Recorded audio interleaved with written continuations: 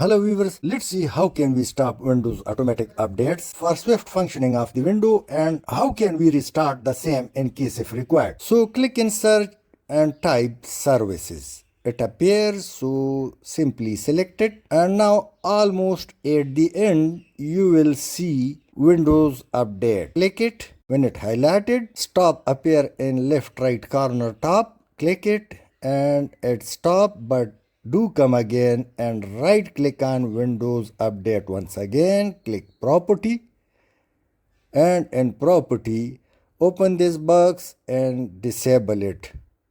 Now apply and OK. Windows Update has been stopped.